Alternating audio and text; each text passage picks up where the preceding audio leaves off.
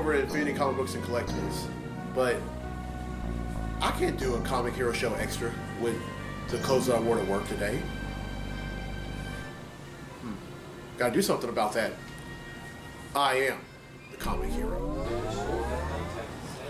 Alright, now that's a little better, but today's April 18th. It's Superman's birthday. And not only is it his birthday, it's his 80th birthday. So, I gotta show him a little more love than that. Alright then. Superman. Yeah, now that's better. Comic Hero Show Extra. Here we come!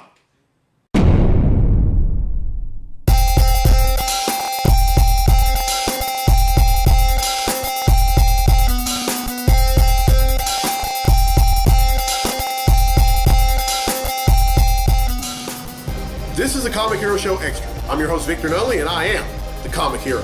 Coming to you for the first time ever from Infinity Comic Books and Collectibles here in West Monroe, Louisiana. And today is April 18th. And April 18th every year is always regarded as Superman's birthday, because it was on this day 80 years ago where he made his debut in Action Comics #1. Now, because this is an abbreviated episode, I'm not going to be giving away a free t-shirt. I'm not going to feature a Throwdown Showdown.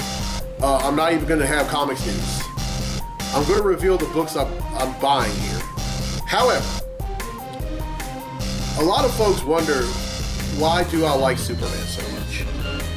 And so I have a little thing that I want to show y'all right now, and I hope you like it. Take a look.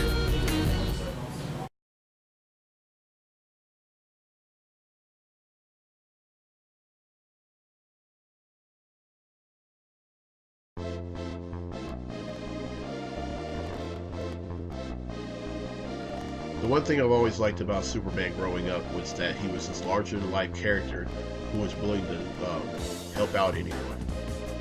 To an extent, I still feel that way, but as I've gotten older, I've come to the understanding that despite having all those powers, he understands that he's no better than us. And a lot of that has to do with the way that Jonathan and Martha Kent raised him. From the time they found him in that crashed rocket all the way until he reached adulthood. They taught him that instead of using his powers for self-preservation, he should use them as a gift to the world. And that's what Superman does even now.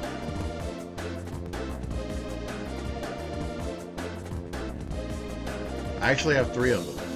And the first one would have to be when Superman and Lois get married. Some people think that only happened as a result of the marriage on Lois and Clark, The New Adventures of Superman, but that's not entirely true. You see, Lois and Clark had been engaged even before Superman was killed by Doomsday. And at the time that he proposed to her, he also revealed that he was also Superman. And she was perfectly fine with it. And the engagement was called off, obviously, after Superman was killed by Doomsday. Oh, by the way, the Superman being killed by Doomsday is one of my least favorite moments ever. But then when he came back from the dead in '93, the engagement was back on and they got married in, I want to say, 1996. My second favorite moment would have to be during this event in DC called Convergence, where the original DC universe, or as some folks call it, the pre-Flashpoint DC universe, that had thought to have been erased from the timeline after the events of Flashpoint and the New 52, well, they all show up, and then Superman and Lois show up from the original DC universe, but then they were carrying a little extra of something to go along with it. Lois was pregnant, but she delivered the baby, and they named him after their dads, Jonathan Samuel Kent. He's currently the Superboy now. And my third favorite moment happened in Action Comics number 999. It was near the end of it. Early on in that issue, Lois invited her father, General Samuel Lane, to their brownstone, just to make up for some lost time, because he was a POW. He was still kind of mad because of a story that they covered They were trying to find ways of killing Superman, and they failed, and he kind of went into hiding after that. But then Clark shows up near the end of it, and instead of kicking him out, what does he do? He brings him and Lois back together. And that's one thing I love about Superman. Instead of being a wedge, he's a glue. He brings folks together. And that's one of the things that's one of the misconceptions that a lot of folks make about him. I mean, they look at his powers, but they don't look at the person.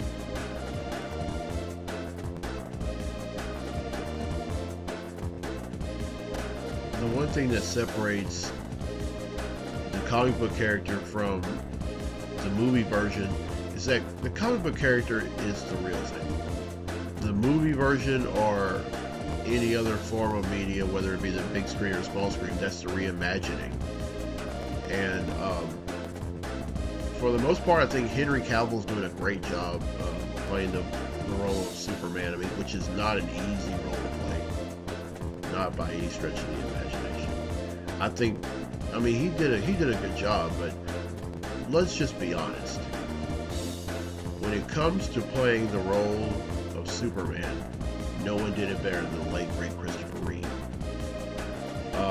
Reeve was the closest thing to perfection as they come. As a matter of fact, a lot of comics artists use Christopher Reeve's likeness whenever they draw Superman. They don't go for Henry Cavill's likeness. They don't go for Gerard Christopher. They don't go for Dean Cain. It's always Christopher Reeve, because it just doesn't get any better than him playing that role.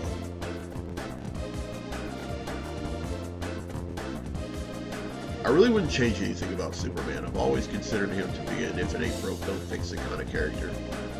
We saw a change in him a little more than 20 years ago that was completely out of left field when he ended up getting electromagnetic powers. This happened around the time that I started reading comics, and for some reason, I thought that change was okay. I thought it was perfect. But at the same time, one, I just started reading collecting comics, and two, I was 16 years old at the time, so what did I know? But he eventually got his powers back in 1998 in a DC one-shot called Superman Forever. If there was one change that I could probably make, I would have at least Martha Kent in his life. You see, at the end of the DC universe, before they changed things during the New 52 in 2011, Martha Kent was still alive. Jonathan Kent had died of a heart attack during the Brainiac story arc when he was attacked by Brainiac. Now, Jonathan Kent dying, that was always meant to happen. While Jonathan was the head of the household, Martha was the glue that kept the household together. And I think for DC just to take her out of the picture completely is just wrong.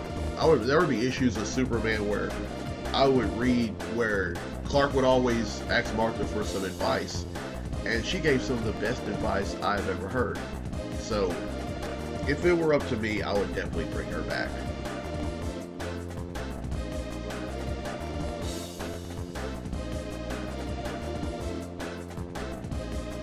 What a lot of folks don't know about Superman is that despite having all those powers, he's still vulnerable to magic. Magic can still hurt him. So I wouldn't put him against somebody like Thor or Shazam. Heck, I don't even think I'd put him against the Hulk after what Doomsday did to him a little more than 25 years ago. When I started doing the Comic Hero Throwdown Showdown, well, back then it was called DC versus Marvel 4 years ago, I had Superman go up against Hyperion. There have been different versions of Hyperion, but I had him go up against the one that was an Avenger, the one named Marcus. You see, this Hyperion has a similar origin and similar powers to Superman. He was pretty much Marvel's answer to Superman. Now, the two of them went up against each other and make Rocky and Apollo Creed look like a schoolyard brawl. But definitely Hyperion.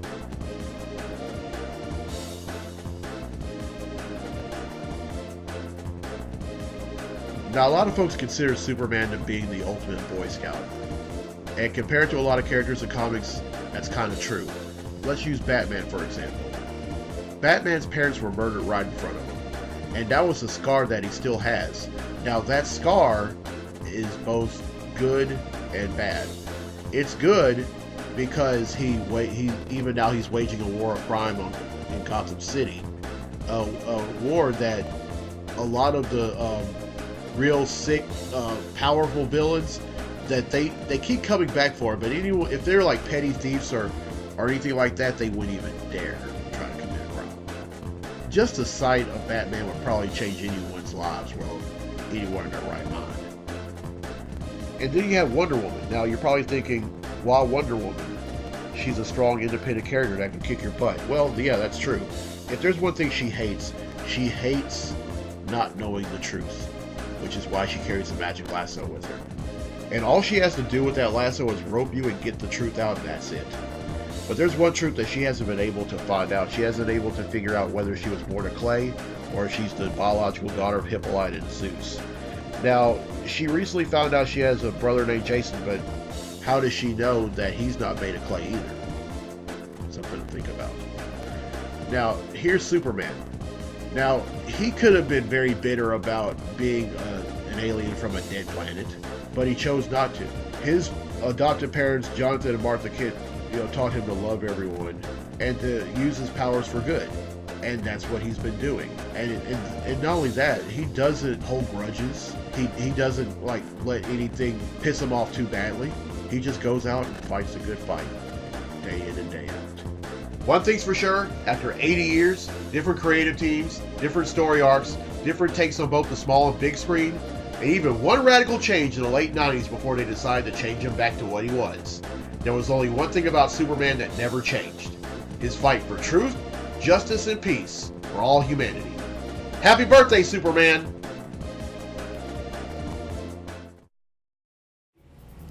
Alright, well, I hope you enjoyed that. Now y'all know why I like Superman a lot. Alright then, it's time to get to the comics. Comic books I bought this week. Extra.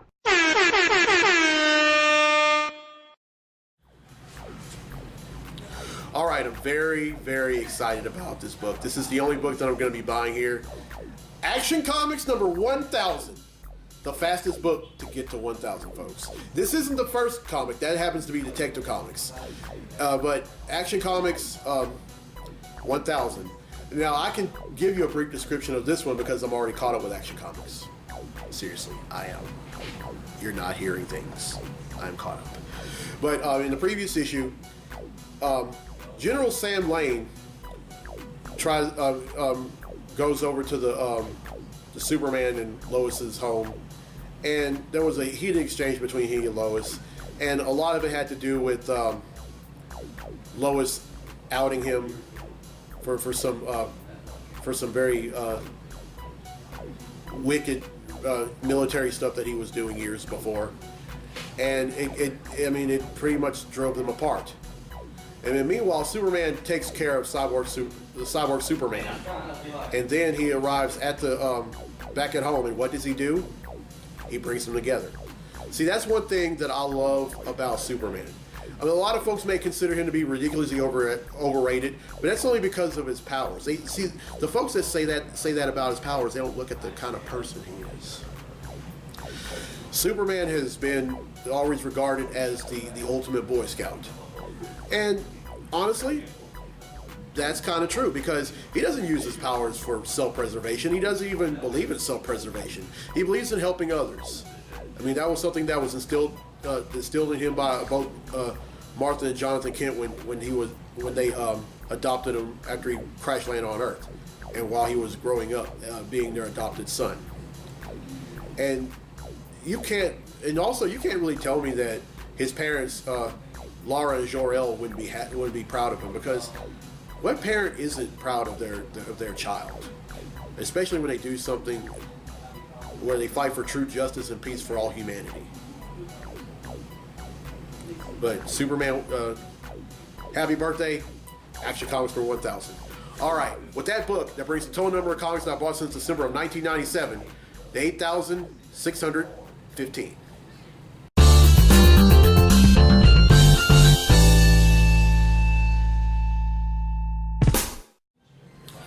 All right, well, I hope you enjoyed this Comic Hero Show Extra. And this is a very special day, folks. I mean, Superman is one of the most beloved characters in comics. And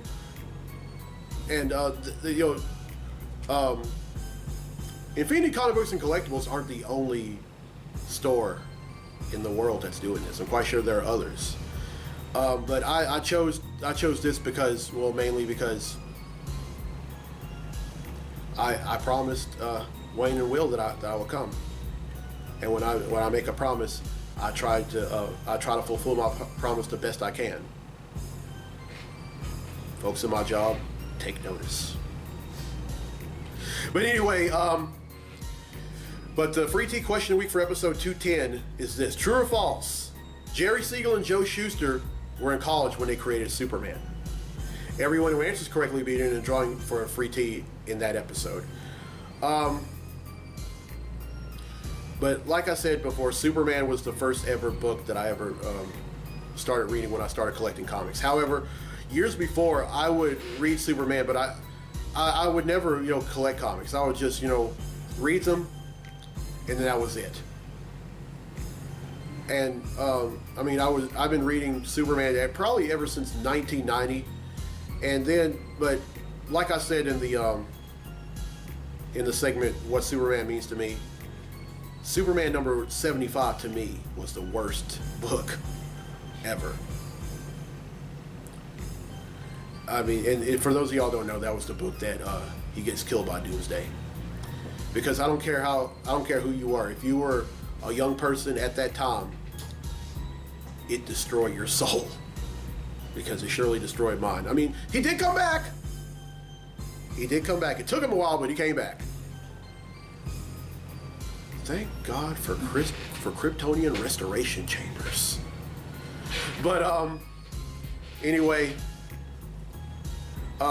if you have ever been, if you're watching this, if you've been on any of the Superman creative teams, whether it doesn't matter if it was Superman Action Comics, The Adventures of Superman, Superman Man of Steel, Superman Man of Tomorrow, or any other book, whether it be a miniseries or anything like that, if you have ever worked on had anything to do with Superman being on the small screen or the big screen, if you've ever even sold comics, Superman comics, I mean, if you're any of those people, thank you.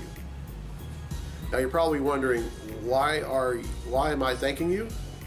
Because whether y'all know it or not, y'all are continuing the legacy that Jerry Siegel and Joe Shuster started all the way back in 1938. And I mean, there just are no more words. Y'all are continuing a wonderful legacy, and I hope that legacy continues to live on for many years to come. All right, I'm Victor Nolly. I'm the Comic Hero. I'll see you for episode 210 over at Southern Realms Comics and Games in a few days. So until then, be safe, be blessed, be a hero, and happy birthday, Superman.